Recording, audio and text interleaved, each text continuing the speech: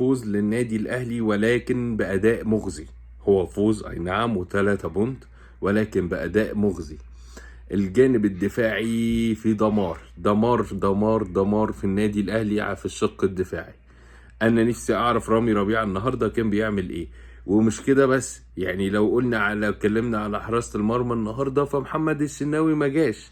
محمد الشناوي حدث ولا حرج على ان هو واقف غلط تحت 3 خشبات، تبارز كوزو في منطقه ال 18 غلط، طلع على كرة غلط. حتى الجول البيلن للاسف يعني انا حسيتها والله اخترقته. يعني لو حد من الناس كان بيلعب زمان اليابانيه اللي احنا كنا بنقول عليها في البلاي ستيشن 1 خالص ايام زمان، فهو كانت ممكن دي تحصل بس في اليابانيه يعني.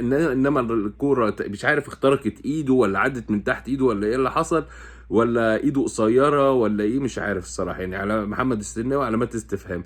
رامي ربيعه النهارده كوارث، ما جاش الراجل، ما جاش تماما بصراحه يعني رامي ربيعه.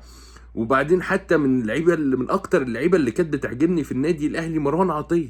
مروان عطيه سيء سوء غير طبيعي الفتره دي.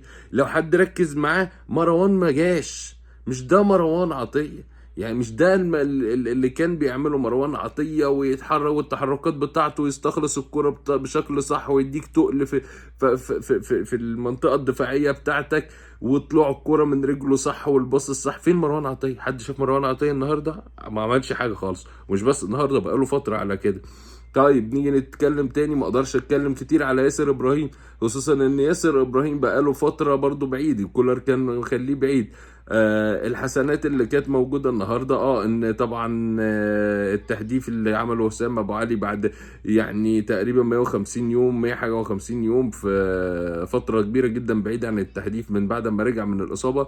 ولكن نقدر نقول برضو الخبرات بتاعت عمرو السوليه، التغييرات كانت في محلها. طبعا احنا مش بنقول عماد النحاس هيعمل كل حاجه، بس احنا بنتكلم على حميه اللعيبه. فين حميه اللعيبه؟ الواحد بجد بيتفرج وهو متضايق، اللي هو مستني بتروجيت تتعادل امتى بقى. بعدين اشرف بن شرقي برضو، اشرف بن شرقي مش ممكن الراجل بيتمشى في الملعب. الراجل مفيش لياقه بدنيه باي حاجه خالص، بربع جنيه مفيش لياقه بدنيه. الراجل ما جاش لياقه بدنيه. هل ده مشكله مثلا؟ ليه؟ طب لو هو عنده مشكله يتعالج منها. لو هو عنده مشكله بدنيه يعني يروح ينزلوه الجيم الاول فتره اعداد كويسه، وبعد كده يطلعوا للناس. يعني احنا كده بنزهق منه، وفي نفس الوقت مش عارف بصراحه، يعني مش عارف ايه اللي ممكن يحصل. لكن محتاجين تدعيم دفاعي قوي جدا. ماشي، لازم لازم لازم تدعيم دفاعي، لازم تدعيم في مركز الباك الشمال، لازم معد نفسي للنادي الاهلي.